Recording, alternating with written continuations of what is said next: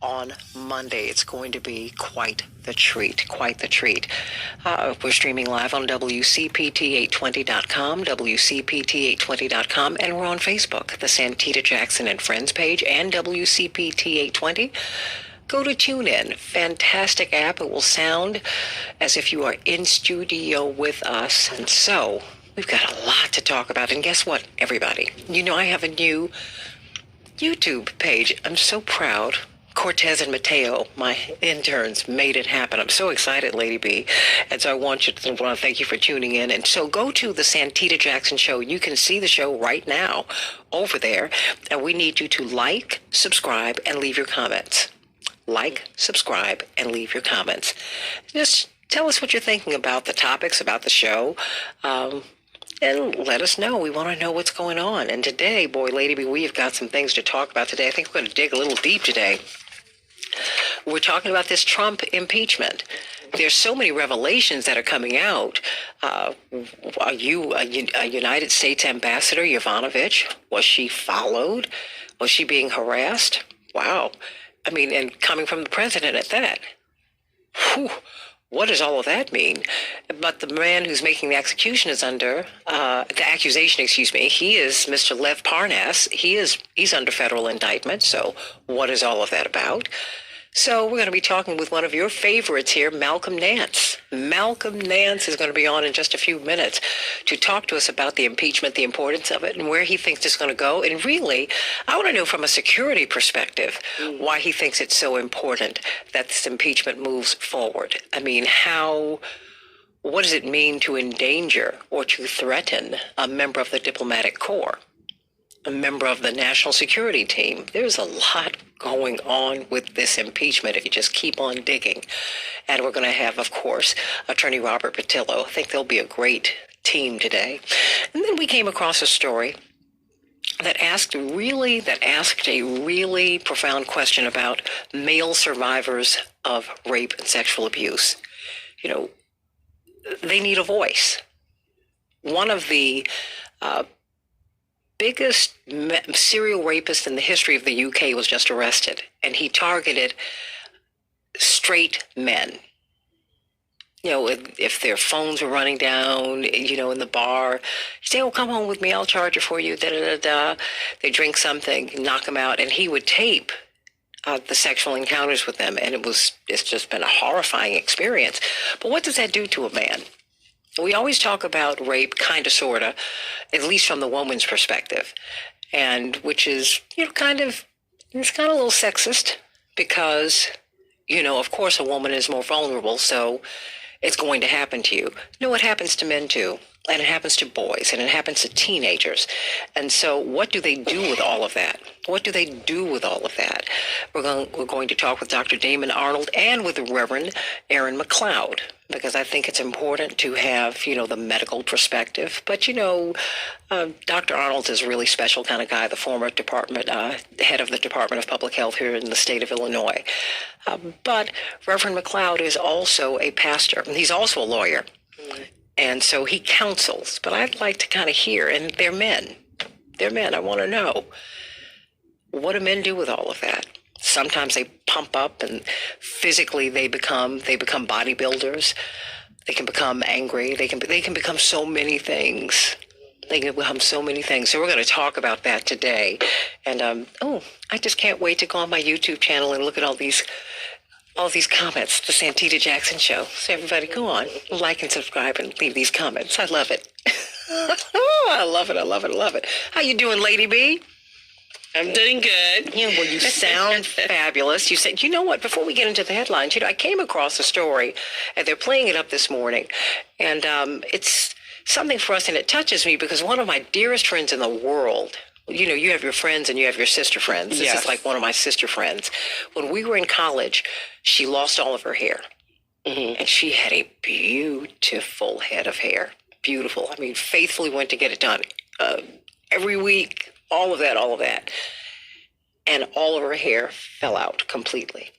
Oh, wow. So you could imagine what that was like when we were in college. And fortunately, her family had the means for her to go get these wigs, but this is 30 plus years ago, and it was a lot. And because we have been so close, I would go with her to New York or wherever to find these wigs that people would have to make for her because she was completely, and she still is completely bald, and she's never revealed that. And I can understand that because there is so much shame surrounding that.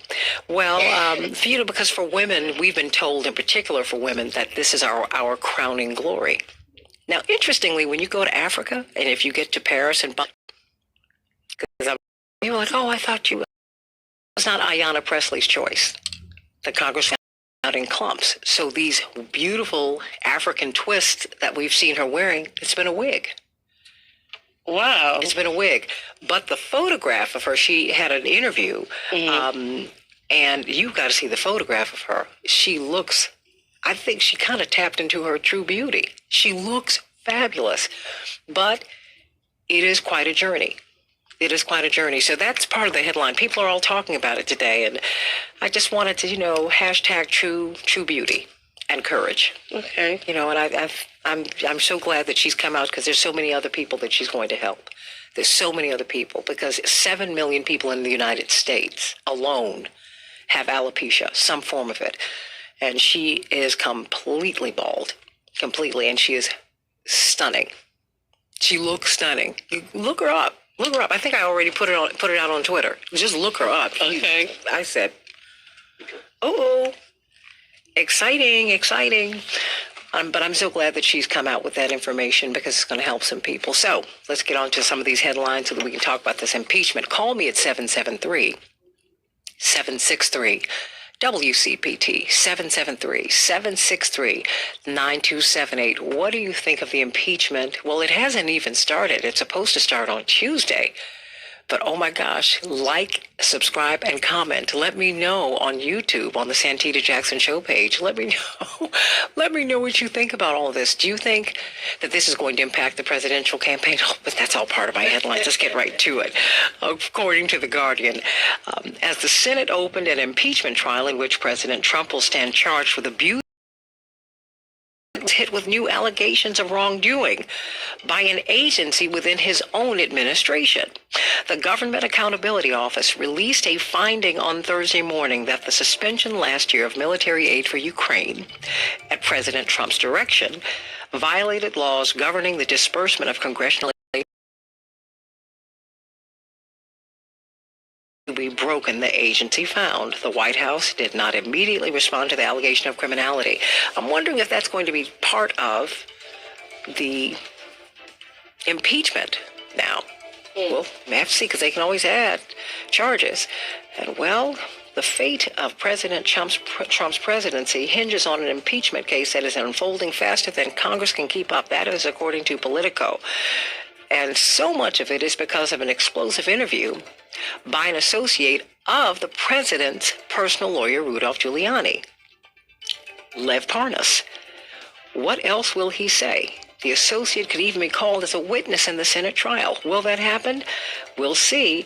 Representative Val Demings, who is one of the 7 impeachment managers, says that evidence, quote, is coming in every day that supports our case, close quote, and added Representative Jason Crow of Colorado. All of this continues to underscore the need for witnesses and documents. But will the senators allow witnesses to come forward and testify? We will see. The Ukrainian government now has opened an investigation into the possible illegal surveillance of Marie Yovanovitch when she was the U.S. ambassador to Ukraine, following the publication of messages about her between 2 associates of Donald Trump's personal lawyer, Rudolph Giuliani. The Ukrainian Interior Ministry issued a statement yesterday saying that its position was not to interfere in U.S. domestic affairs, but that press reports of messages contain, quote, a possible violation of the law of Ukraine and the Vienna Convention on Diplomatic Relations, which protects the rights of a diplomat on the territory of the foreign country, close quote. The statement said Ukrainian authorities had initiated criminal proceedings and asked the U.S. for cooperation.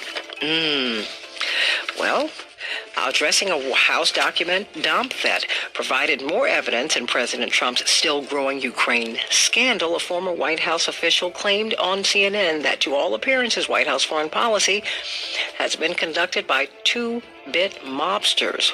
Wow. Oh, this is from Raw Story. New Day hosts John Berman and Allison Camerata skipped over Tuesday night's Democratic debate to point to notes and text from Rudolph Giuliani's associate Lev Parnas that indicated that former U.S. ambassador to Ukraine, Marie Yovanovitch, was being stalked with hints of personal threats. Wow. I can't wait to ask Malcolm Nance about that, because now the Secretary of State is under a lot of pressure to reveal what he knew about any of those threats to her personal safety. Will he come forward? What will he say? We'll see. Now, this impeachment is impacting more than the president. It's impacting 3 candidates for the president of the United States. That's right, Senators Elizabeth Warren and Bernie Sanders and Amy Klobuchar will have to be at the impeachment. It is required. What will happen? Well, Senator Warren said, of course, it matters. It matters because now they are fewer than 20 days out from the Iowa caucuses. But they can't go. At least they can't go while the trial is in motion. So what do you think is going to happen? Oh, wow. I don't know. Well, guess what, everybody? Sanders is climbing in the polls. He's now tied with Biden among registered voters. That's right. It was an online poll released yesterday that showed 20% of registered Democrats and independents said they would back Sanders over 11 candidates to run in the general election against President Trump, an increase of 2 percentage points from a similar poll that ran last week. Another 19% supported Biden. He's kind of edging Biden. It's the margin of error, but it's very, very interesting to see how all of this is shaking out. And that's in light of what happened the other night at the debate. The Women's March is this Saturday, and we are going to, of course, we're going to have our own march here in Chicago. That's right. Are you going to be there? Mayor Lori Lightfoot, Cook County State's Attorney Kim Fox, Cook County Board President Tony Preckwinkle, State Comptroller Susana Mendoza, Illinois Senate Majority Leader Kimberly Lightfoot. They're all expected to attend the march. All you have to do is go to their Facebook page so that you can get some information. The marchers will gather at Grant. Begin at 11 a.m. Oh, it's going to be a great, great, great thing. Have you heard about the story of Tinsley Lewis? She's an 11-month-old who is on life support. She has a terminal illness, and she was born prematurely in February with a rare heart defect, which kept her at Cook's Children's Medical Center down in Texas. The hospital said in November that despite its efforts to give her the best of care, she's showing no signs of improvement. And so they've been in court trying to disconnect her from her life support. Well, now, although her mother is fighting for her to live, and she says her daughter deserves a fighting chance at life, the judge has denied her request to keep her daughter on life support. What do you think about that, everybody? That's something that we're going to talk about that next week. We're going to talk about that next week. Baby Tinsley Lewis. Well, however you feel about it, you need to send some prayers. Send some prayers to that family. And guess what? Supporters of the ERA. Well, it seems like we are on the threshold of having our Constitution amended. You only need 38 states to approve the ERA, and that just happened this week with Virginia. Did Virginia just amend the Constitution? It seems like they did. The Commonwealth of Virginia voted to amend the U.S. Constitution, becoming the 38th and final necessary state needed to ratify the Constitution and to make the ERA law. Wow, it would prohibit discrimination on the basis of sex. I think our time has come. 100 years, everybody, 100 years after women gained the right to vote. ERA, it seems like it has passed. Minnesota's top teacher, Kelly Holstein, she won Minnesota's 2019 Teacher of the Year. Well, guess what? All the teachers were honored at the Superdome at the college championships, and you know she took a knee. She said, quote, "I just decided that I felt that it was the right thing to do to have a very respectful protest." She said she was thinking about all of her students. Well, good for her. Everybody, I like that too. That made me feel good. Made me feel good. She said, we've got to do something and stand up for our children. Everybody, what do you think about this impeachment? Is this a good thing? Is this a good thing? Please go on my YouTube page, on the Santita Jackson Show page, and like and subscribe and leave us some comments. And of course, stay right over here on WCPT 820 and on the Santita Jackson and Friends page on Facebook so that we can look at each other and talk to each other. We're talking with Malcolm Nance, one of our favorite people. Boy, we could keep him on for 5 hours, but I'm only on 2. That's right. We could. His latest book is The Plot to Betray America, How the Trump Team Embraced Our Enemies, Compromised Our Security, and How We Can Fix It. And of course, we have civil rights attorney Robert Patillo on with us. But I had to first go to you, Malcolm Nance. What are we looking at? It seems like every day we're finding out something new. I mean, and now this revelation about Ambassador Yovanovitch being under surveillance by the Trump team. What was that? Good morning, Santita. Okay, you can say I told you so. You can say it. You can say it. Okay. We are looking. I wrote about this in my new book, Plot to Betray America, and I categorized it this way. When the Trump team took over during their transition in November 2016, going to the inauguration, they started to adopt the mindset that I call masters of the universe. And that meant that they felt that their winning an impossible election with all of the scurrilous characters that they had with them meant that when they came into office, they would rule with absolute certainty. They would amend or bend or break any law so long as they got what they wanted, and that they would rule for the 40% that put them in their own personal profit and no one else. And as far as they're concerned, they can do any dang thing they want. And if you see the information that we're finding out now, that they created parallel political tracks to carry out dirty work activities using the president's personal representatives. And then, as we learned on Rachel Maddow's last night, created a web of lawyers, associates to the president, and staffers so that there would always be some kind of privilege, executive privilege, attorney-client privilege, in the way so that none of this would be found out. I'm just saying it. They think they own America.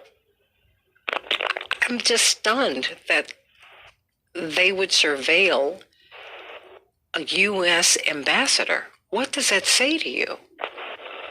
Well, that was just absolutely shocking. And we have to find out more about that. And, despite what Trump was pushing for to get the Ukrainian government to carry out an investigation of Joe Biden and Joe Biden's son, Hunter Biden, which had absolutely nothing to stand on, now the Ukrainian government announced yesterday they are starting an investigation. They're starting an investigation into who it was that was in their country that was agreeing and passing on information about the movements of a U.S. ambassador.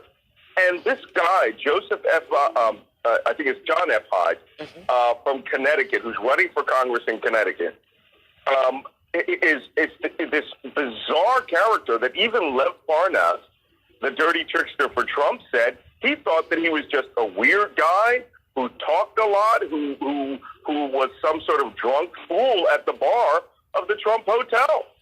However, the way that he wrote his text messages, it appeared that he had people in Ukraine who were carrying out surveillance for him of the hour-to-hour movements of the U.S. ambassador, and was hinting darkly that they may be ready to take some sort of unspecified action in exchange for a contract.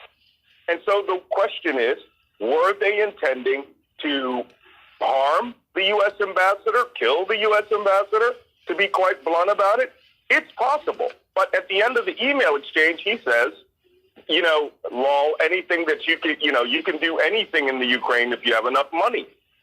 And you have to remember, this is the ambassador Trump personally wanted out. A weird guy takes some sort of Oh, please. Keep talking, because I'm just trying to, I feel like you told us so.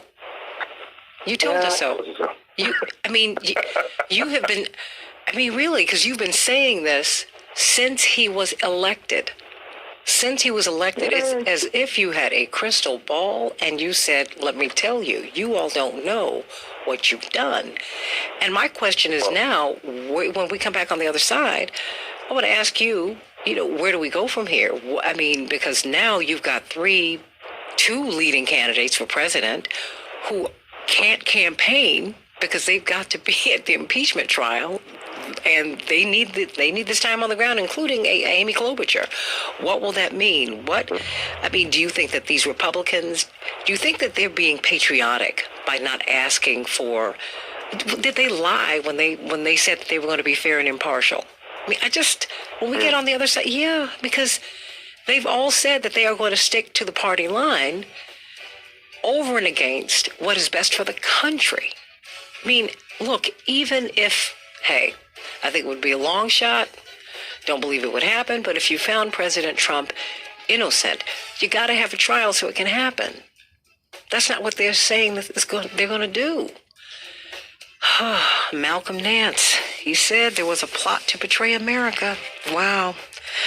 How the Trump team embraced our enemies, compromised our security, and how we can fix it. Let's talk about the impeachment on the Santita Jackson Show on WCPT 820. Back in a minute.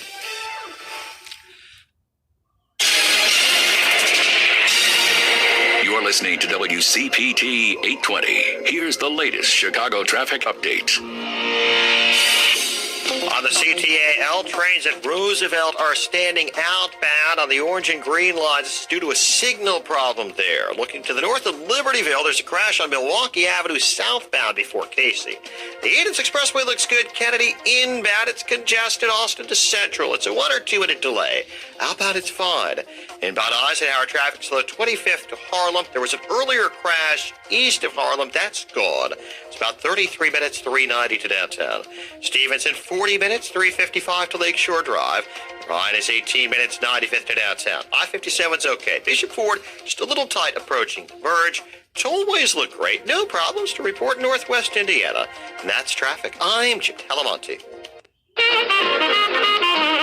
Around the town, Chicago, with Al Beslaw.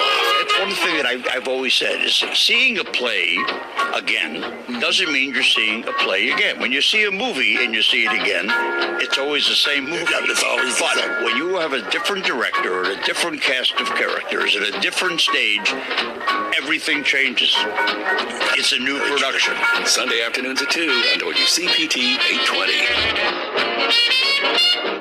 What's in store right now at your local Staples? Make plans this weekend for huge savings. Staples weekend exclusive deals mean big discounts on the things you use every day. Like Apple AirPods with charging case for only $139. It's truly an epic weekend for savings. So hurry into Staples for Apple AirPods, now just $139 through Sunday only. Staples, where there's a whole lot in store this weekend. In store only, valid 117 to 119.20 while supplies last, limit 2. Attention all authors. Page Publishing is looking for authors. Have you written a book and want to get it published? Page Publishing will get your book into bookstores and for sale online at Amazon, Apple iTunes, and other outlets. They handle all aspects of the publishing process for you. Printing, cover art, publicity, copyright, and editing. Call 800-501-3689 now for your free author submission kit. That's 800-501-3689 for your free author submission kit. Again, 800-501-3689.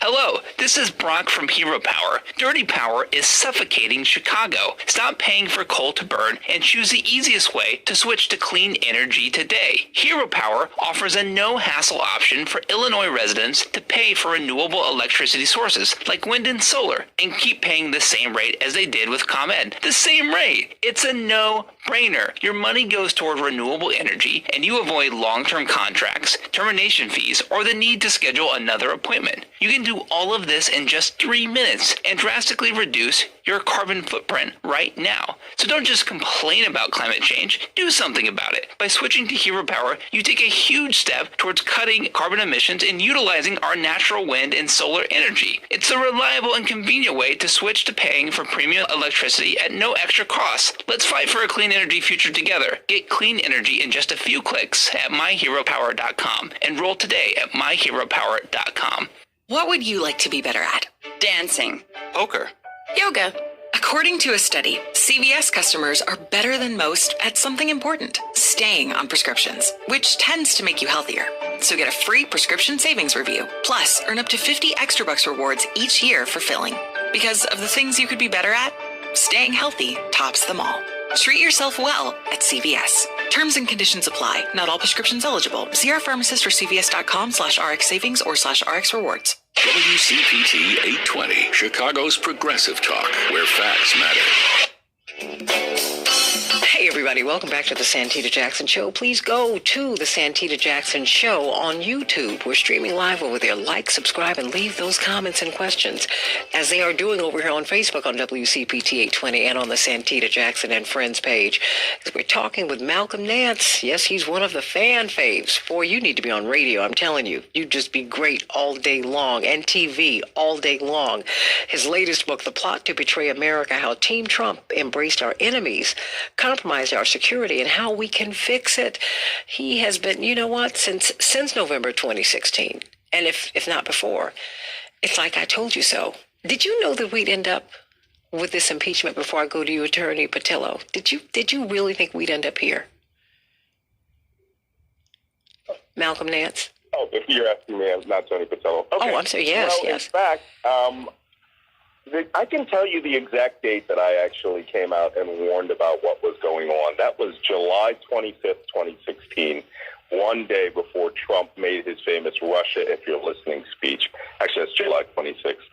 And as you know, I went on MSNBC and I said that the United States is under attack in a disinformation and political warfare attack by Russia to elect Trump. And when I wrote my first book, which was soon after that, I wrote a book in 5 weeks called The Plot to Hack America. One of the last recommendations that I had in the book was, and predictions, was that this would lead to a national security crisis, that it would lead to a FBI counterintelligence investigation, and that it would eventually lead to that win, lose, or draw, Donald Trump would be investigated and brought to trial over what we suspected even before the election took place. And, of course, once he was elected, it was a foregone conclusion that, his behaviors and activities with Russia, with the oligarchy, the uber rich that essentially run Russia and flooded the United States with money, and his intensely shady associates, all of whom were like a bad remake of Goodfellas, so that all of this would lead to the collapse of this government. And I wrote that in now 3 books. Mm-hmm. And this latest one, The Plot to Betray America, I outlined virtually everything that led up to the Ukrainian investigation. And this book was written a year ago, actually turned in almost a year ago. It just shows that these main cast of characters, Rudy Giuliani, Roger Stone, Paul Manafort, most of whom are in prison right now, were Donald Trump's favorites. And he loved these people who would do dirty work, who would do things under the table. And, we were warned by Michael Cohen when he got convicted that, doing these activities for Donald Trump would bring ruin. And Trump doesn't care. The only ruin he cares about is his own bottom line, his own wallet. But if that means destroying the United States, he doesn't have a problem with that. He's working with our enemies. I mean, it's very apparent that he prefers the company of dictators and wishes that he were, especially today, now that he's been impeached and a trial is starting, he wishes that he was a dictator. And he exercises a dictator's tools by having his lackeys like, Lindsey Graham and all the rest of the Republicans literally betray their own oaths, their original oaths, and then we see their hypocrisy yesterday. Lindsey Graham went on Fox News last night to essentially say he would not, that he would make the fix on this election, on this trial, and that he had already prejudged how he's going to vote, and that he doesn't want any evidence and he doesn't want any witnesses. This is absolutely ludicrous. It's a disgrace, and it's the United States one step away from totalitarianism and away from what it was, which was a constitutional republic. What do you mean one step away from totalitarianism? Oh, my God, yeah. Well, Donald Trump is an autocrat. Let's just call it as we see it here. And like I said, I've been calling this out for 3 years. He doesn't believe in democracy. He doesn't believe in republicanism, which, by the way, I always get his crazy followers that go, we're not a democracy, we're a republic. Well, the definition of a republic is a democracy in which the rights of the minority parties are defended. Trump does not believe in any of that. He believes in single-party dominance. He believes in, essentially, that the president of the United States should have the same powers as a king. And, I've called him Mad King Donald before, but he is much, much more closely aligned to King George III at the time of the American Revolution than to any other president of the United States, other than the fact that he lives in the White House. So he believes the United States should be ruled as a one-party state, led by a person whose questions cannot, his commands cannot be questioned. That is an autocrat. That is totalitarianism. Attorney Robert Patillo, and you are in the heart and soul of the civil rights community, and you are in the South. You are in a red state. What are you seeing? What are you hearing from different communities? Well, I think what we're seeing now is the divide in this nation is going directly along the lines of where you get your information from. Since we've had this democratization of information, we have this overload. There's no longer the big three news networks, the major newspapers where we all are all reading from the same sheet of music. So there's two divergent areas of thought in this country, which are the people who look at the facts, who look at the witnesses who have come forward, who look at the evidence, who make the causal connections and say the president has committed a crime. And then there's a completely divergent group who look at the exact same information and say that it is all a deep state hoax and conspiracy that is nothing but a witch hunt that is out to get a political rival. And these two areas of thought exist concurrently within the same nation, and nobody has a true plan or apparatus in place to bring them together because they are so recalcitrant to each other, because they are so diametrically opposed that nobody wants to give any ground towards compromise, and even saying, well, maybe perhaps there are some areas where people in this country can agree on simply the same set of facts. Even if you have a different set of conclusions coming out of it, the same set of facts. I think that is the most troubling part of where we're at as a nation right now, because there's a good 40% of this country that says, well, the president was impeached, so what? What does that mean? Who cares? And when you're operating from that point, it's hard for any other constitutional norm or any other governmental norm to take place. Even with the assassination of General Soleimani a couple weeks ago, we're seeing people who say, well, why should the Congress have anything to say about the president's foreign policy? Even though that's what it says in the Constitution, the power to make war lies with the Congress. When it comes to withholding military aid to the Ukraine, it says in the Congress, or it says in the Constitution, the Congress has the power to make appropriations. You have the Empowerment Act in the 1970s, which makes it a federal crime for the president to alter appropriations passed into law by the Congress without vetoing such. So when you have people who are operating from different sheets of music, who have fundamentally different ideas and concepts of what the facts are, it becomes impossible to actually have a political discourse based in reality and not based on conspiracy theories and personal feelings. I'm just trying to figure out where we are here, because this is really, it's very troubling. It's very troubling. I think, before I go to the callers, Malcolm Nance, should we be troubled by what we're seeing? Because we have the senators who were sworn in yesterday, and they swore to be faithful to the Constitution. They swore that they were not going to go in there prejudiced, and yet we have one party, at least, who are clearly prejudiced. And they're saying no matter what they see, no matter what they hear, they're going to absolve the president of any wrongdoing. That's absolutely right, and that's precisely what you're going to see happen. Should we be concerned? Absolutely, we should be concerned, particularly, within the African-American community. Who do you think built this country? We did, right? Free labor for centuries. So once we got our investiture into suffrage, once we had the ability to vote, once we had the ability to input on our concerns to government and petition our government, we now have a stake in this nation. And we need to understand that when we don't vote, when we don't participate, when we don't care about what's happening on a day-to-day basis, this is what happens.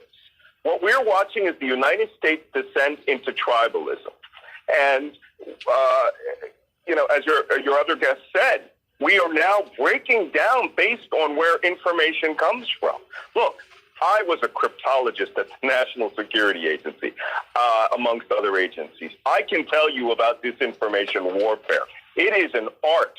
And what we're finding now is that art has now been applied on a global scale and has been weaponized, and our own freedom of speech has been taken and is now being used to craft an alternate reality in which 40% of this country refuse to believe what they can see before their very eyes.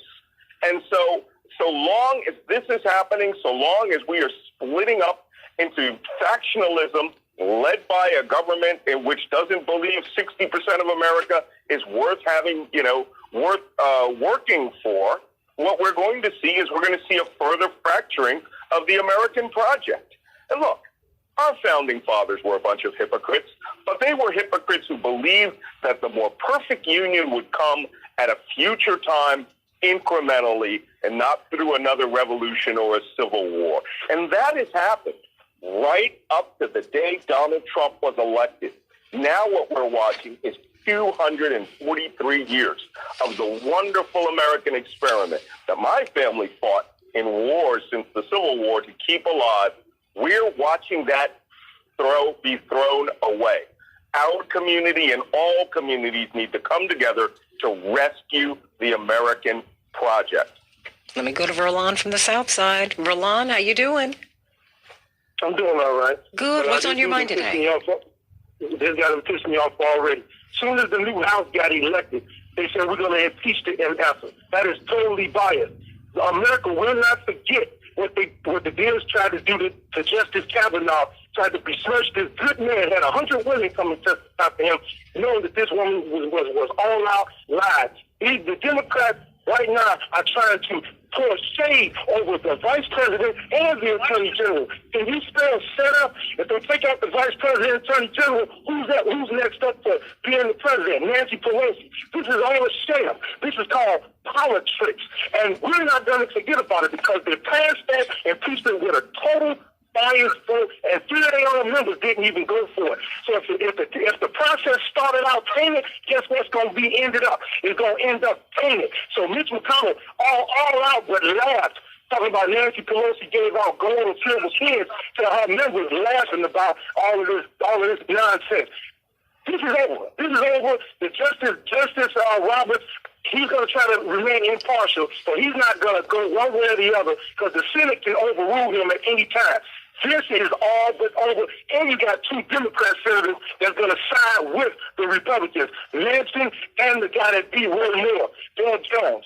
So it's over. This is over, and I'm tired of this nonsense. Now, I'm ready for November so we can vote our president back in and vote these clown Democrats out of office, and we're going to take the House back. We're going to take the House back. Verlon, let me ask you this. Verlon, hold on. Can I comment? Oh, yes, please. Verlon, just stay right there, please. Malcolm, have at it. what is it, Santita, with your show that there is always a black Republican Trump voter waiting with his finger next to the button? I mean, literally every time. Are you about to blame me? He has what? No. They're monitoring you. I'm just saying this. First off, I defend this guy's right to believe whatever he believes. I literally put my life on the line for 30 some odd years to ensure he has the right to believe what he wants to believe. Granted, he's wrong. Granted, he's supporting a racist, white supremacist president who is quite possibly is the worst since Andrew Jackson, you know, but that's fine. He has that right. I can also point out the slave catcher teams always had one slave there to identify and handle the slaves that they caught. So anyway, if he wants to believe that way, fine. And I got to tell you, I loved him when Samuel L. Jackson played him in Django Unchained. You know what? You come out with the same old stick talking about somebody, some lover of a slave master. Let me tell you, you don't think I know my history? You talk about worst president since Andrew Jackson. How about Woodrow Wilson?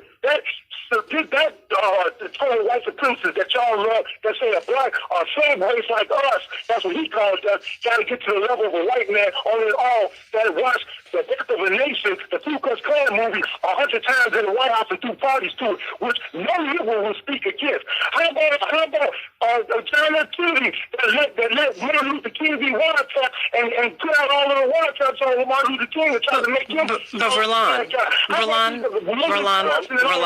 Verlon, calm down. Now, when you hear my voice one time, calm down. Verlon. Enough. No, we're not going to do that. I'm not hanging up on you. I'll put you on hold. I asked you to observe the rules of engagement on this show, and I'm not going to let them be breached. Now, you need to calm down. I don't understand the emotional investment that you have in President Trump, or Democrat or Republican, because you have to negotiate with all of these people to get what you need. I told you before you get who you want, you need to get who you need. You should not be invested in anybody. Politics is not about love, Malcolm Nance and Robert Patillo. It's a negotiation about power. That's what it is. So get over. This is not a date. It's a destination. What are you doing? You are more invested. I don't know what the investment in Donald Trump is for you. I don't get it. I really don't. I do not. Because he's not that invested in you. None of these people are. None of them. Not one. No, not one. I'm sounding like I'm about to sing about Jesus, but come on, Malcolm Nance and Attorney Robert Patillo, this is crazy. I mean, I'm hearing something that because even with Verlon, I'm not hearing you. I don't hear an openness to hearing about an American ambassador who was surveilled. That is dangerous. You don't do that. And that makes us look crazy overseas. I just got back from Belgium, Malcolm Nance and Robert Patillo, you know, where you have NATO, the EU, and all of these ambassadors from all over Europe. And they all think that America has gone off the rails. They do. We look awful internationally, Malcolm Nance and Robert Patillo. Please, Malcolm Nance, help me. Well, first, I appreciate your intervening because I was getting emotional. But, you know, I get emotional. I was born and raised in Philadelphia. I believe in what this country is. And again, I defend his right to believe what he wants. But it's the hard-bitten tribalism of the Trump supporters in which everyone else is hated and they are supreme and dominant. And then, you know, you have these, and they come and they rant. And the worst part is their ability to project onto their opponents, political opponents, right, other Americans, a hatred and a form of visceralism in which we are not considered Americans by them anymore. I love every person in this country. I literally defended every person in this country with my life. I'm proud to have served every moment in the armed forces and the intelligence community. But you know what? We all have to recognize there's a time to stand in defense of the Constitution, and that time is now. Robert Patillo, before I go back to the callers, what do you say? Well, I think this is kind of an encapsulation of the discussion we're having this morning, where it's not a question of did the president violate 52 U.S.C. 301(2)(1) subsection A2 with regards to the solicitation of a foreign national for interference in the U.S. election. It's a federal code section. No one ever actually just says the president didn't do that. Did the president violate the Empowerment Act, which deals with federal appropriations of funds and the fact that the president cannot delay, encumber in any way the use of those appropriated funds without vetoing such a bill, which was passed during the Nixon administration. No one ever just says, well, he didn't do that. We're not talking about whether or not the president violated the separations of power by refusing to respond to subpoenas or by refusing to allow his subordinates to answer questions in front of Congress. And so when we have a conversation based on anything outside of that structure, then people start inserting their own political biases and concepts instead of simply saying, did these things happen? Did these violations of law happen? And if so, what did we as a nation do about it? Because if we say, yes, these violations happened and nothing should be done about it, then what we're saying is we don't believe in the exact Constitution which we claim that we want to support and defend. I think that is the issue we're having in our national discourse, and it's encapsulated this morning. Absolutely. Renee, what's on your mind today? Hi, good morning. Good morning. Santita, thanks. When I listen to Verlon, I feel so sad. Not because I actually think he believes one word that he just said, but I feel sad because he is purposely, in my opinion, trying to mislead people who may not be knowledgeable about our country's history or about what's really going on today with the Trump administration. I feel sad because he might mislead them into following behind him. And it makes me wonder, why is he doing this? Because I don't think he believes what he's saying. So maybe he's doing it because he's been recruited. Maybe he's getting paid to do it. And then I start to feel a little bit mad because he might make it possible to lead people to vote to keep this man in office. And that I'm sad, I'm mad, and it makes me believe that that line that we led ourselves into slavery, we're the reason we're enslaved. He makes me start believing, is that really possible? Because this man is black. No, he's leading us away from our best interest. Well, Renee, we didn't lead ourselves into slavery, but we were broken. I don't think we did. No, because you're right. We were not. I mean, because the fact is slaves are made, and we came over here rebelling. But you break people in order to remake them into what you need them to be, and that is what happened in slavery. I'm not going to call Verlon a slave. There is a body of black people and of black men in particular who support President Trump. Maybe it's his swagger. Maybe it's his boldness, all of that. I mean, because, we project onto people what we need ourselves to be. But I think he is misled. And I think that I don't think that he's trolling the show the way others do. I really don't. I think he genuinely feels this way. Now, you do have others who are trolling the show because remember, there are more than 2,500 talk radio stations in the United States. Only 5 or 6 are progressive. We are one of those 5 or 6. That's it. But he listens to you, so he's an intelligent man. So he hears the facts every day. He hears the facts, but yet he chooses not to believe the facts. So I don't think he's a slave. I think he's trying to enslave others by leading them astray. Because there are some people, some of them are my Facebook friends, who are purposely trying to lead black people in a certain direction, and it makes me wonder, what is the payoff for them? And I've seen some people get a payout. So I'm pretty sure that there are people who listen to the radio stations who want to mislead people, who are on Facebook trying to mislead people, and they know the truth.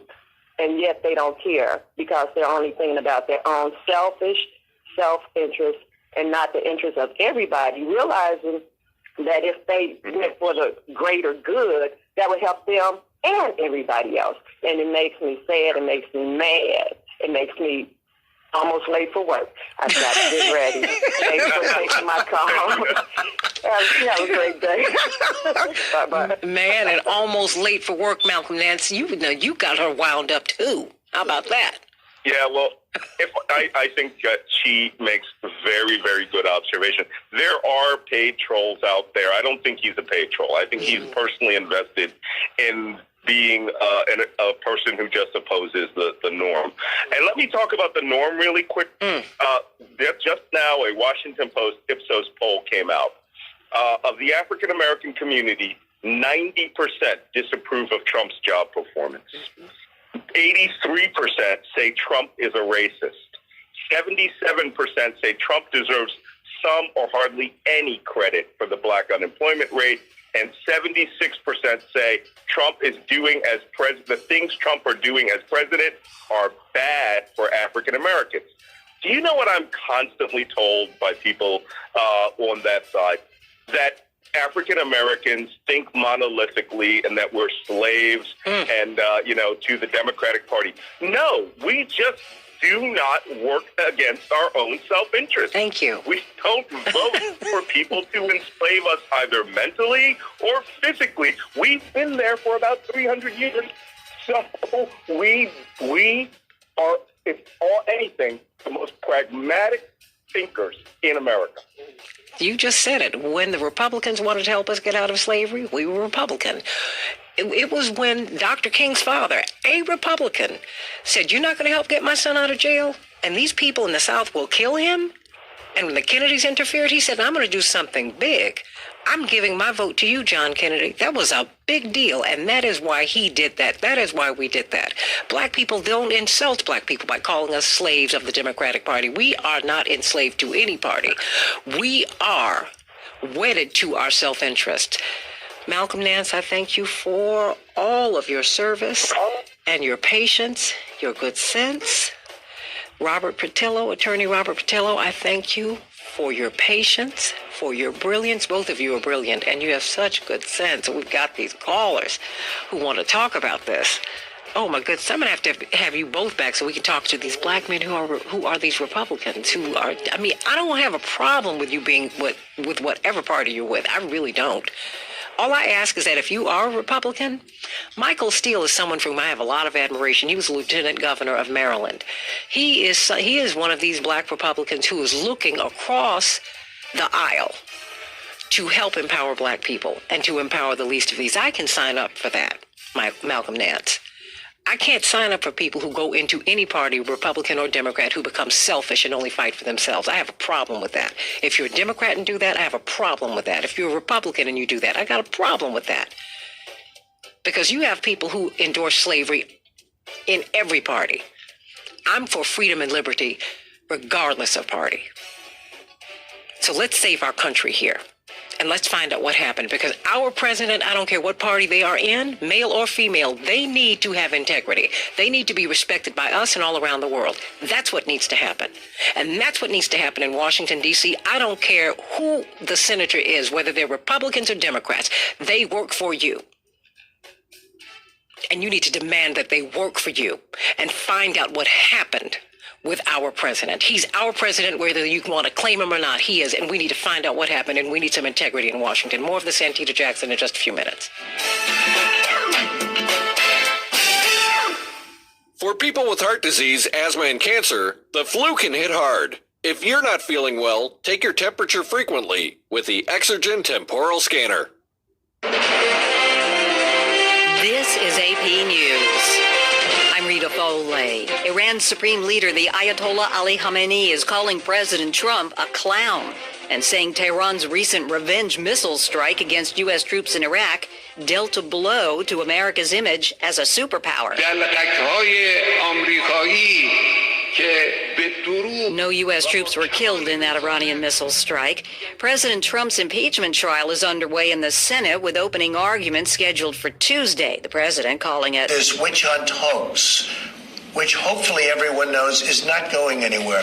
There was nothing done wrong. But the Senate opened the impeachment trial yesterday in solemn ceremony. Hear ye, hear ye, hear ye. The Senate Sergeant at Arms began the proceedings, and House prosecutors formally presented the impeachment articles. Article 1, abuse of power. Another on obstructing Congress. The Escort Committee will now conduct the Chief Justice of the United States to the dais. When the Chief Justice walked in, You could feel the weight of the moment. All 100 senators will be jurors. Do you solemnly swear? And John Roberts had them recite an oath to do impartial justice.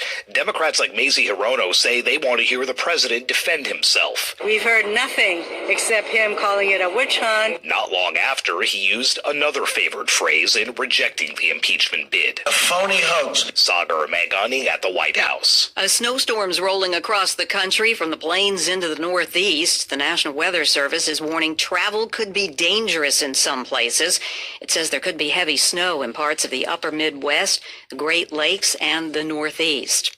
Rapper Eminem has just released a surprise album called Music to Be Murdered By, along with a video that calls for changes to gun laws in this country. This is AP News. Harvey Weinstein's lawyers say his rape trial in New York is turning into a media circus, and they want it moved. The first 7 jurors, 4 men and 3 women, were selected Thursday for Harvey Weinstein's rape trial in New York. Judge James Burke has said he expects a panel of 12 jurors and 6 alternates to be seated in time for opening statements and testimony next Wednesday. Meantime, lawyers for Weinstein also went to appellate court in an attempt to move the trial out of New York City. They argue adverse and intense publicity make it impossible for the former Hollywood producer to get a fair trial. The 67-year-old Weinstein is charged with raping a woman in 2013 and sexually assaulting another in 2006. He's pleaded not guilty. I'm Mike Gracia. The Louvre Museum in Paris has been closed as dozens of protesters block the entrance to protest the French government's plans to raise the retirement age. I'm Rita Foley, AP News. This is 8:20 a.m. WCPT Willow Springs and streaming worldwide at WCPT820.com. We are Chicago's progressive talk, where facts matter. Now your WCPT 820 Chicago traffic update. Inbound 8-inch traffic is stop and go from Lake Avenue to Old Orchard, where there's a crash on the right shoulder. It's 22 minutes, Lake Oak to Montrose. Outbound, it's fine. Kennedy, scattered delays inbound start at Canfield. You get 27 minutes, O'Hare to downtown, outbound 25. Inbound Eisenhower delays start around 25th. 39 minutes, 390 to downtown, outbound 31. Inbound Stevenson, 43 minutes, 355 to Lakeshore Drive. Inbound Ryan, 20 minutes, 95th to downtown. I-57, 20 minutes, 90 to the merge, Bishop 419. Northbound Tri-State, it's tight approaching the Eisenhower. Veterans Memorial, southbound 355, traffic slow from Lake Street to the Army Trail Toll. I-80 looks good, northwest Indiana clear. That's traffic. I'm Jim Talamonte. At Circle K, $1 can get you the freshest cup of coffee in the world. Every cup is ground fresh, right when you want it. So for a split second, your cup is the freshest on earth. Every cup ground fresh, starting at $1 at Circle K. Limited time only at participating locations. Improving your home? Why not make it easy? Don't miss the free admission Home and Garden Show this weekend at the Drury Lane in Oak Brook Terrace.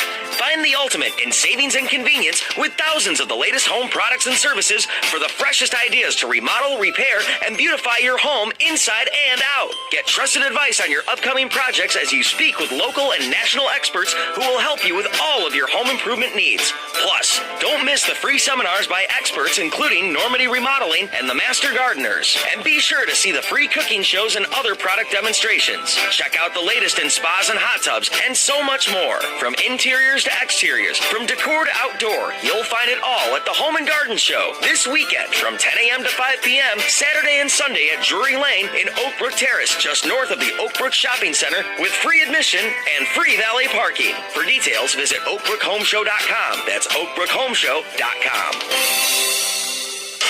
This is WCPT 820, where facts matter.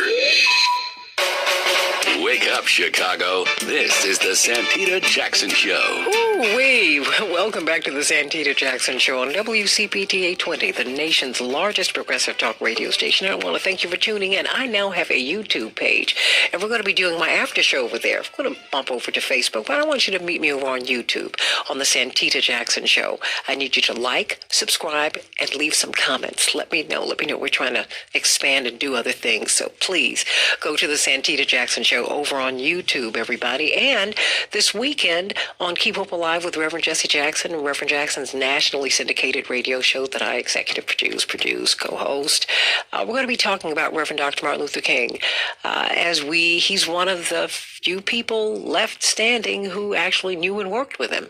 And we're going to have a panel of people who, couple of people who worked with him and people who are going to be asking some questions, and we hope that will be you. Go to iHeart and get the Real Talk 910 app or the Patriot AM 1150 app.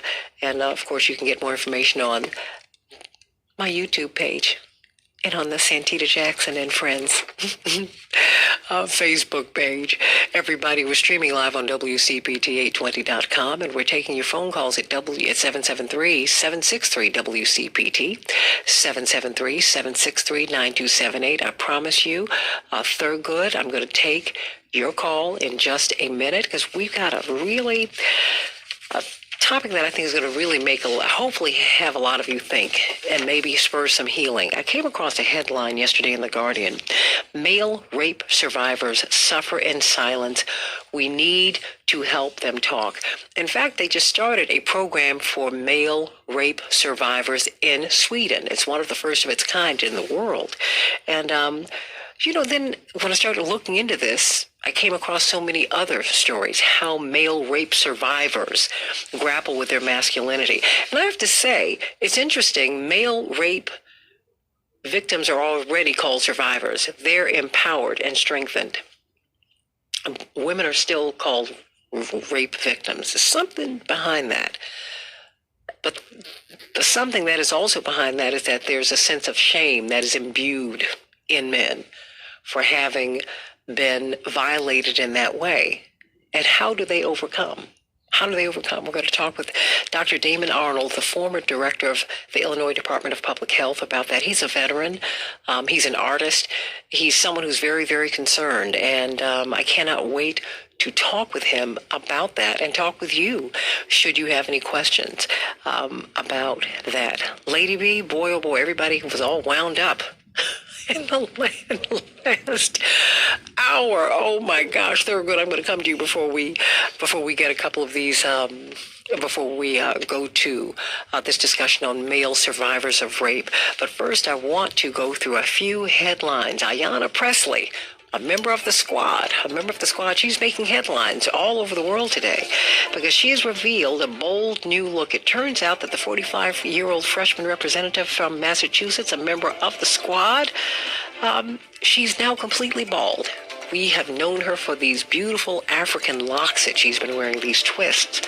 Actually, it's been a wig. She lost all of her hair over the past few months, and she is said, I want to tell my story because she wants to empower others, and so good for her. She said little girls are wearing shirts that say that my congresswoman wears braids. Well, you know what?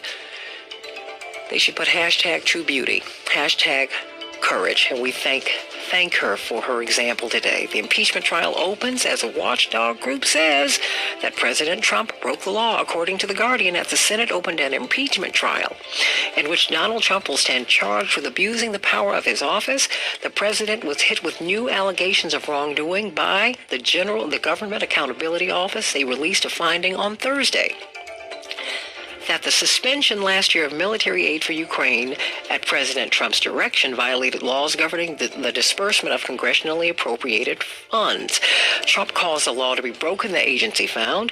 The White House did not immediately respond to the allegation of criminality. And it just keeps on going. The Ukraine is investigating the possible surveillance of ousted U.S. Ambassador Marie Yovanovitch. The Ukrainian government has opened an investigation into the possible illegal surveillance of Ambassador Yovanovitch when she was ambassador to Kiev, following the publication of messages about her between two associates of President Donald Trump's personal lawyer. The Ukrainian Interior Ministry issued a statement yesterday saying that its position was not to interfere in U.S. domestic affairs, but that press reports of these messages contain, quote, a possible violation of the law of Ukraine and the Vienna Convention on Diplomatic Relations, which protects the rights of a diplomat on the territory of the foreign country, close quote. Yeah, because this could get them in trouble, Lady B. Internationally, they have to investigate this. Wow, ex-White House officials, are dropping the hammer on Mike Pompeo. They say, you need to let us know what happened with this Ambassador Yovanovitch. Wow, how will the impeachment trial impact election 2020? Well, Senators Elizabeth Warren, Klobuchar, and Sanders will have to be in attendance. They can't get a note from the doctor, everybody. They have to be at the impeachment trial. Will it impact them negatively in Iowa? Bernie has been surging. Will this hurt him? Will this help? We don't know. Tomorrow, the Women's March is here in Chicago and all around the country. The marchers will gather at 9 a.m. in Grant Park, and they will start marching at 11 a.m. They expect to be led by Mayor Lori Lightfoot, of course, by the Women's March, but Mayor Lori Lightfoot, Cook County State Attorney Kim Fox, Cook County Board President Tony Preckwinkle, State Comptroller Susana Mendoza, and Illinois Senate Majority Leader Kimberly Lightford. Wow, we got a lot of people running Illinois and Chicago. It's a really, really great thing. And that is interesting because guess what? We are in an historic moment, everybody. The question is, has Virginia amended the Constitution? It only takes 38 states and the Commonwealth of Virginia just a couple of days ago voted to amend the U.S. Constitution. They became the 38th and final state necessary to amend the Constitution. So, actually, we should have the RA, everybody, which will prohibit discrimination on the basis of sex. What do you think about that? I'm so excited. When will they make it official? It takes 38 states. 38 states have ratified the ERA. So when will it be official? I hope it will be soon. One of America's top teachers, the Minnesota Teacher of the Year, Kelly Holstein. Well, she was down at the Mercedes-Benz Superdome, in New Orleans. And, of course, she was at the big college game. And you know what she did?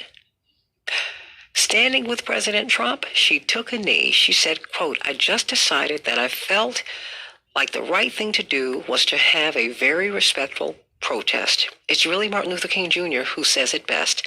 Nobody's free until we're all free. She said she was doing it for her students. Good for her. Florida Republicans, they have won their latest attempt to restrict voting rights of ex-felons. You remember the 2018 midterms, 1.4 million felons had their voting rights restored. Well, the Republican legislature is overturning that. They are restricting their rights. How will that work out? And of course, all of our prayers are with Miss Tinsley Lewis, this baby who was just born prematurely last February. And she's terminally ill, 11 months old. And her mother's been fighting with the hospital to keep her child on life support. And it's become a court battle. And the court have now ruled that little Tinsley should be removed from life support. We're going to talk about that next week. Want to know what you think about that. And it's a lot. Tonight, the Bulls will be playing the 76ers. Are you going to be watching that, Lady B? And you're going to be pulling for the Sixers, I know. You know you are. Well, that's the way I gave him good luck last time when I didn't. It's not going to work, no? No. The Dow closed up yesterday 267 points for those of you who are in the stock market. The S&P 500 up 27 points. The NASDAQ was up 98 points. And today we're expecting a high of 32 degrees. But when I came in here, it was about 19 or 20 degrees. And it is cold. We're expecting snow and rain today. And it's Chicago. Come on, everybody. At least it's not going to do it on the Women's March. That's a good thing. Because it was cold when I was there in 2017 in Washington, D.C. It was cold. It was cold. But it was a great day. We're talking about these male survivors of rape. This is a very, very difficult topic for a lot of people to really talk about, particularly men. That rape is not something that anyone ever wants to discuss. But for men, is it more difficult? Is it? I mean, how do they cope? And how does it impact their masculinity?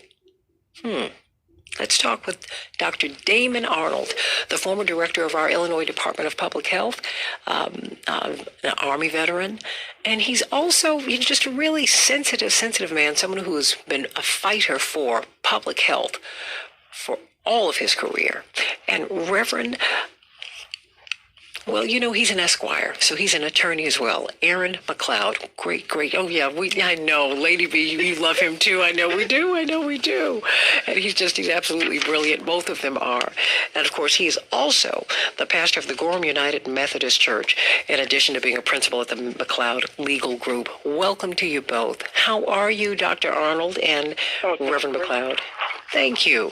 I came across these stories on male rape survivors, and this is happening in the context of what has happened in the United Kingdom. More than there's I guess he has the longest history of serial rapes in the history of the United Kingdom. At least that's since they have been documenting such a thing. And this young man, Reynard Sinaga, he's from Indonesia. He is thought by police to have abused at least 195 men over 2.5 years. He lured them into his apartment under the guise of being a good Samaritan, and it's been shocking to the country. And what is even more stunning to many people is that these men were apparently straight. So you tell me. I mean, how does a man cope with rape? And the New York Times had a story that I pulled about the survivors of rape in the military. Dr. Arnold, what does it do to a man, to his sense of himself? Hi, Santita. Thank you for having me on the show. Of course. And well, one of the things is that when we start talking about this, it really does a lot to a person, their self-esteem. It deals with a lot of the things that traditionally women have been facing as far as assault and rape. And it also it's an act where your gender identity is also threatened as well, where you're if you are straight, then you feel that you have been assaulted physically by someone else, but also that your gender identity has been insulted as well, or assaulted. And, people who are going through this, sometimes they have the same reactions traditionally that women have had, where they don't want to talk about it, they hide it. It may take years for it to come up. And it happens more often than we think in society. We know of all the stories about priests who have assaulted their, victims and that type of thing. But in the military in particular, one thing that I thought was really important to know is that when you are a military member, you are considered to be federal property. Your body, you are considered to be part of the military corps. So if you do something, if you stay up too late, you do something to hurt yourself, those kinds of things, you can actually be looked at through UCMJ, Uniform Code of Military Justice, for doing things that are injurious to yourself or other people, and that is considered to be a crime against the military and the government and the state. So when these things happen, I think that, first of all, the person who is perpetrating it has extremely poor leadership and should not be in that position, should be taken out of that position. I also think that the commander who has someone who has been assaulted and has taken no steps towards addressing the issue or making sure that it's vetted the correct way, that they should also be relieved of command as well.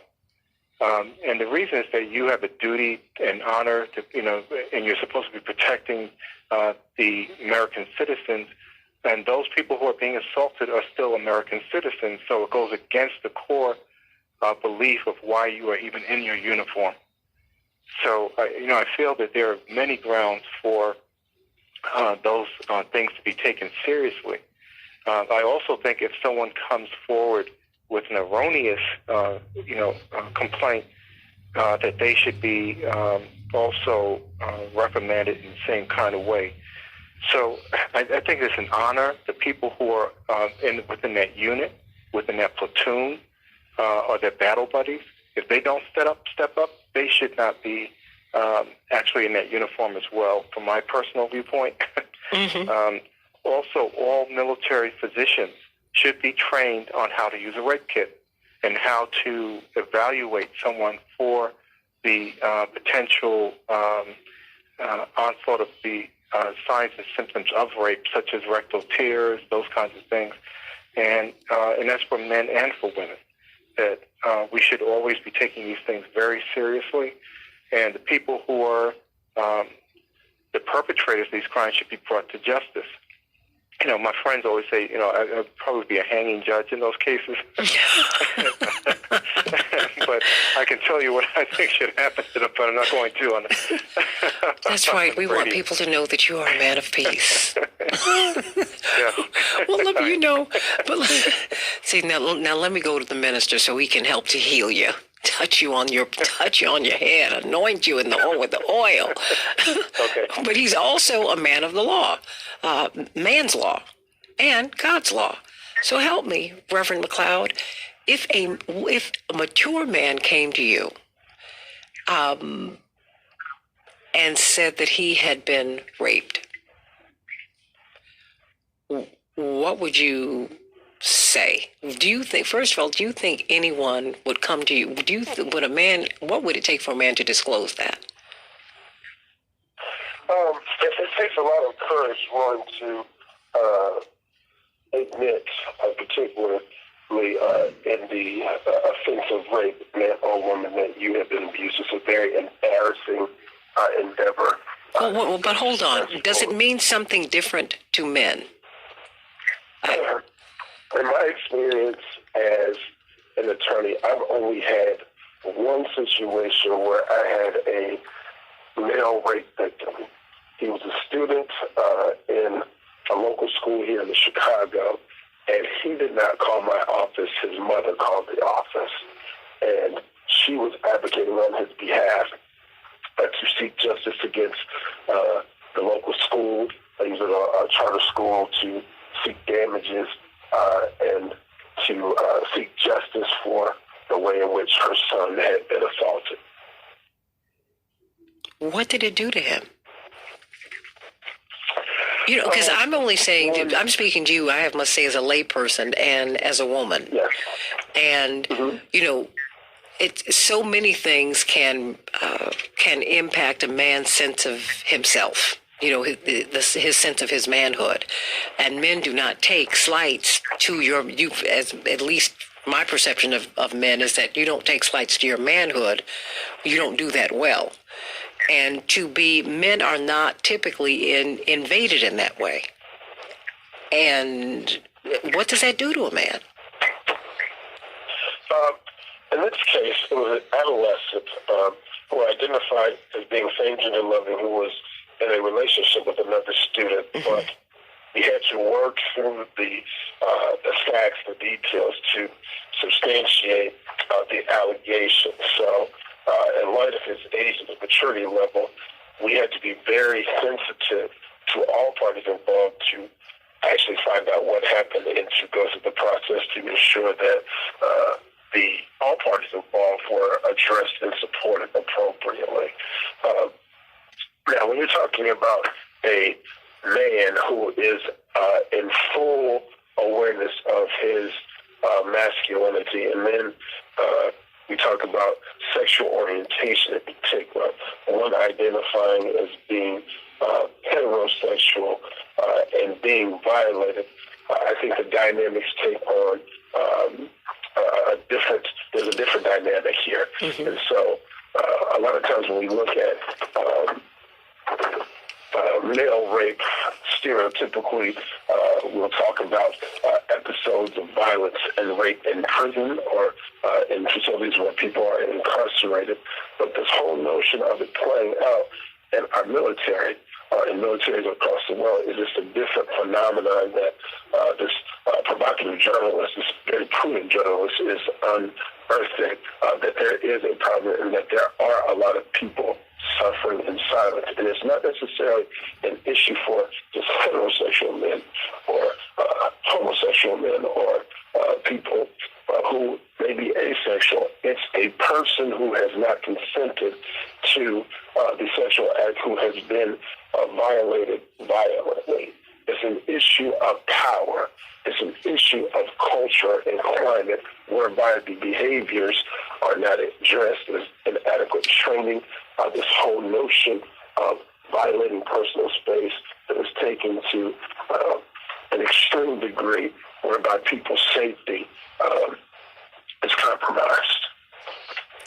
Call me, everybody, at 1-773-763-9278.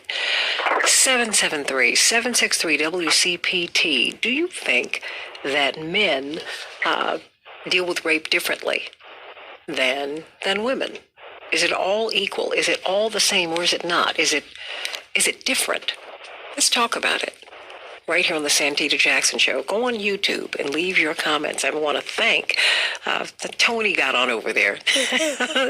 Tony and Dennis and Mountain Bound. Tony said, way to go, interns. Hey, Mateo and Cortez. Another venue for Santita's voice. Bless your heart. Dennis Hayes. Hello from Northern California. He said that these 2 hours from 4 a.m. to 6 a.m. Pacific time are the best of the day. You bless your heart. Conversations are intelligent and gently gracious. They're godsend. Well, that's my whole team. Lady B, Mateo, and Cortez.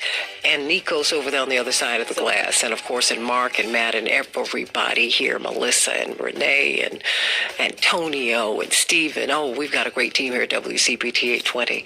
And Mountain Bound said, glad to see you on YouTube. Keep talking to the people. We are listening. I love your calming voice in the morning. Did you hear me in the last hour of the Santita Jackson Show? Join me on YouTube on the Santita Jackson Show. Back in just a minute.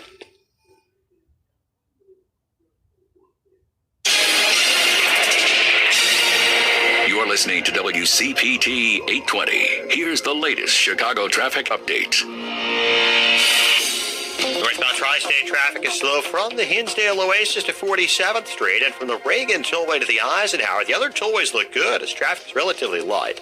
Inbound Edens, 20 minutes Lake Hook to the junction. Outbound 20 as well. A little heavy around Old Orchard. Inbound Kennedy, we're looking at 40 minutes. O'Hare to downtown, 24 from Montrose, 21 on the Express. Outbound 30 to the airport.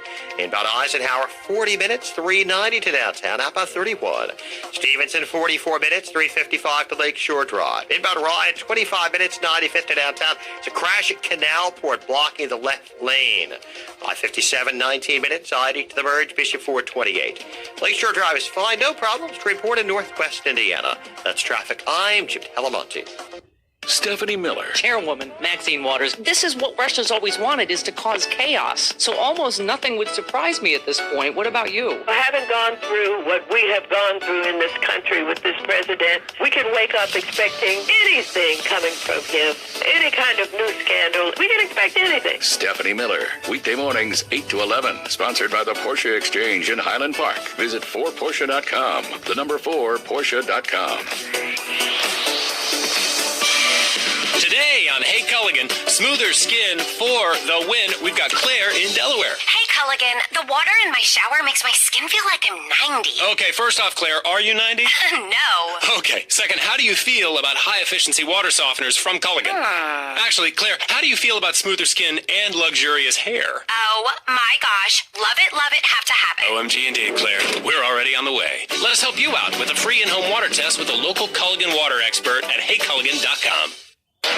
Wendy's has been showing everyone how to do fast food right for 50 years. And now they're showing them how 2 for $5s are done with Wendy's 2 for $5. It's the only one where you can get Wendy's fresh, never frozen beef and that Wendy's spicy chicken you crave. Pick 2 for $5.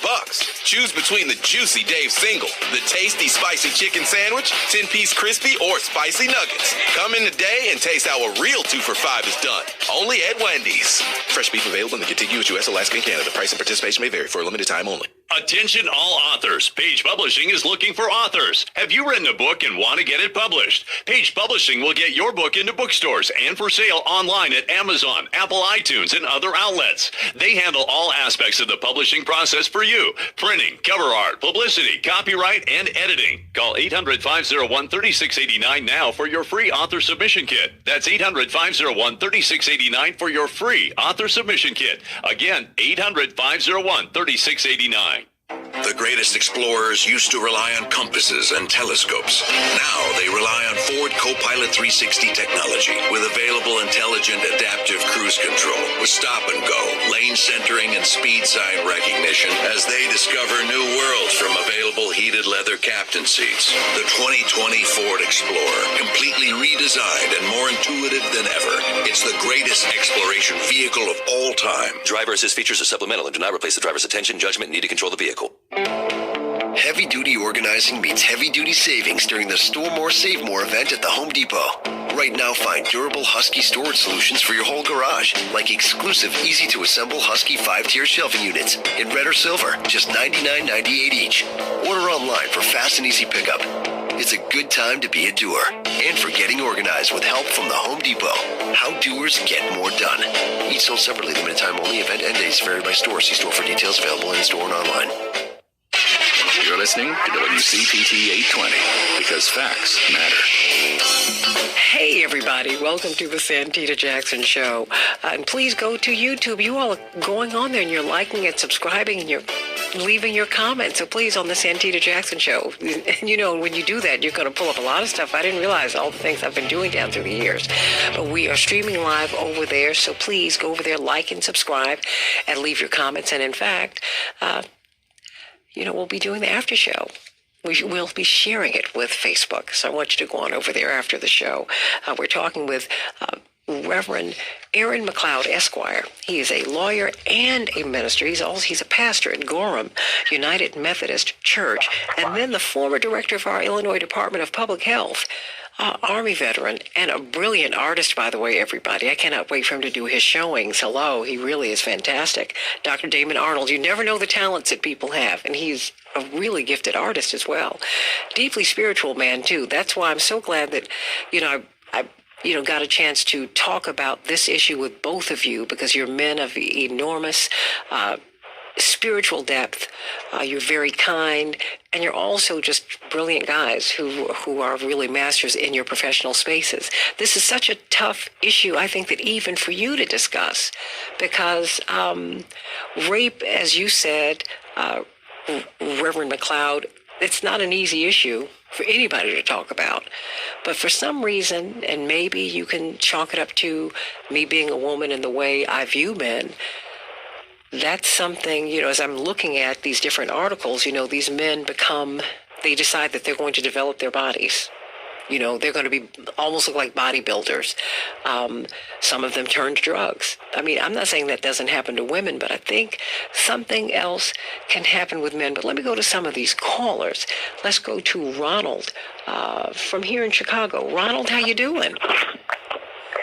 Good morning, Santita. How are you today? Sir, how are you? Oh, I'm just doing fine. I hate it. How old lady be? I haven't talked to her in quite a while. She's still going to say something to him. How are you, Ronald? I'm doing fine, darling. How are you? I'm doing just fine. I was in the hospital for a little while during the holidays. I'm okay now. That's great. I'm glad. Okay, well, but when I was back in the 90s, I had a job with the YWCA in Chicago, and I was a prevention educator for sexual assault, bait, and violence.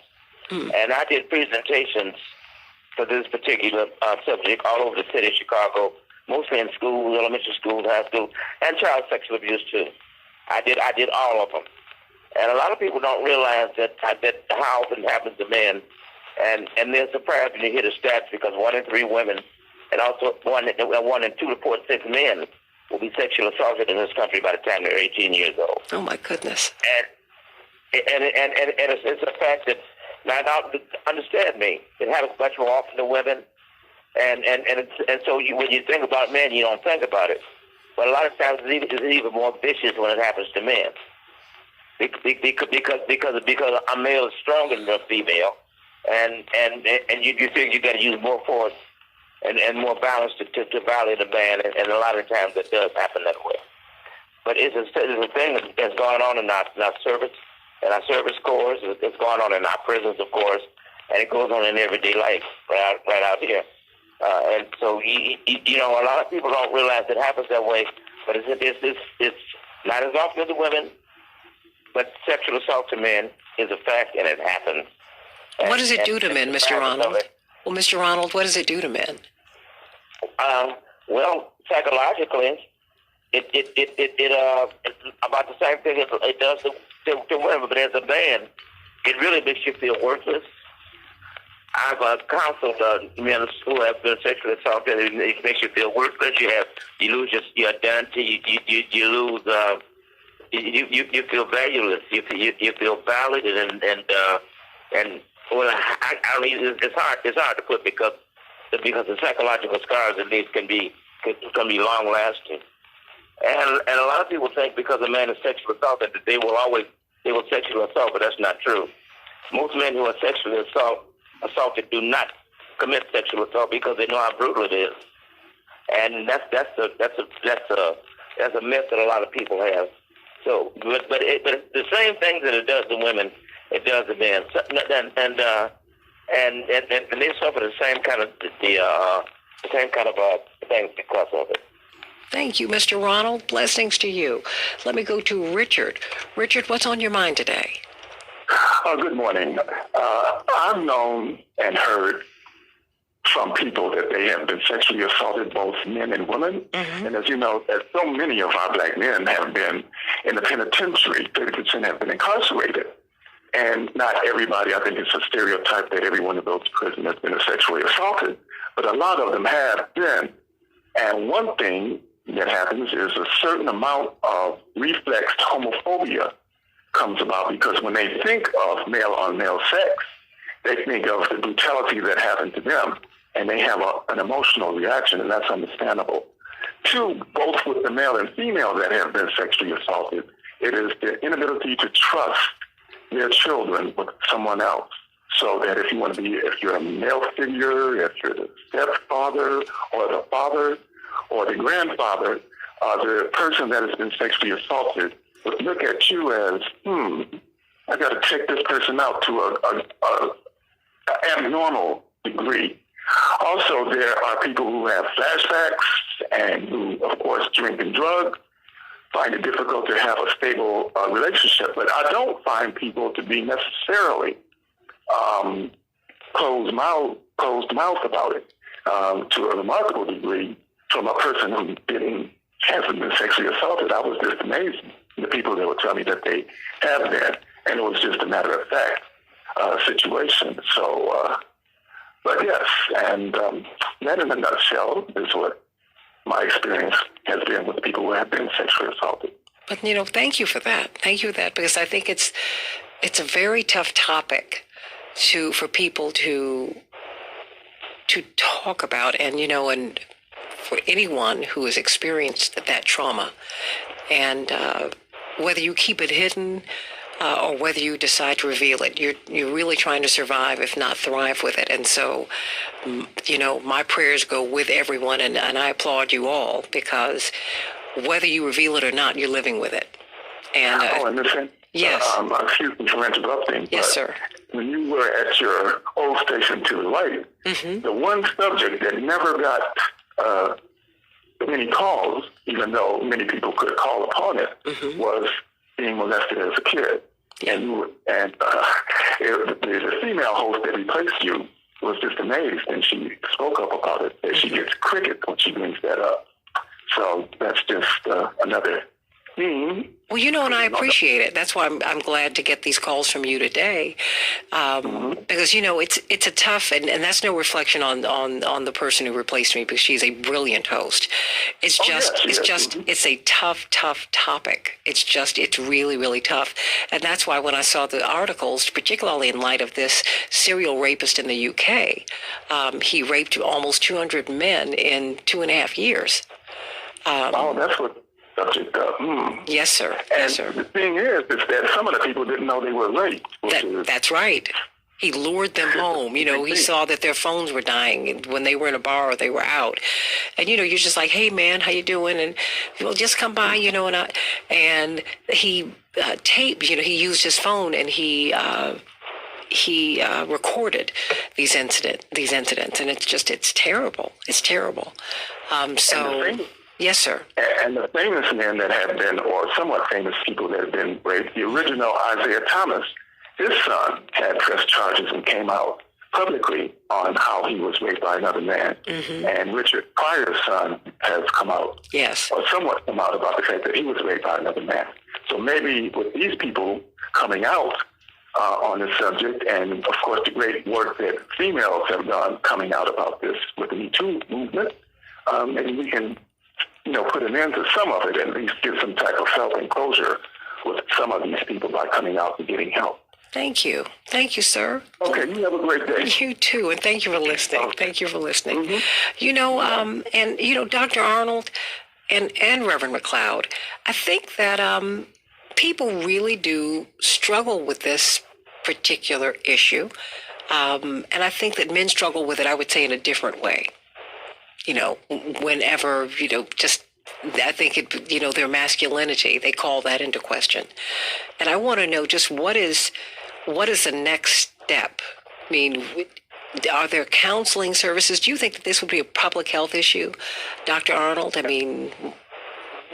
Absolutely. This is definitely a public health issue. They were giving statistics with the military that about 10,000 men are raped every year within the military system. How does that happen?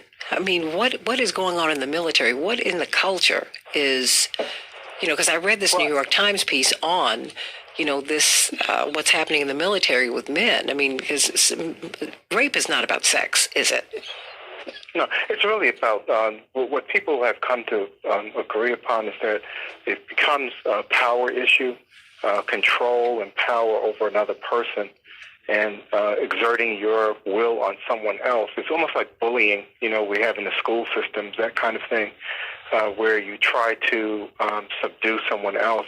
As a matter of fact, one of the most famous cases was back in 1991 was Jeffrey Dahmer. He was actually a medic in the military, and his roommate was a private named Capshaw, and he actually gives vivid accounts of how he was sexually assaulted by Jeffrey Dahmer while living with him in the military barracks. And one of the problems with it is that by not coming forward and talking about it, or for people around him not to recognize it, the command structure, even the other people in the unit, what ended up happening was now Jeffrey Dahmer killed 17 young men and boys outside and was actually cannibalizing them as well. So this is something that we have got to pay attention to, and we can't bury our heads in the sand at all. And I think personally, if you have something in your history, you think that something is affecting you, you need to come forward, speak to someone about it, speak to your healthcare professional, trusted healthcare professional, talk.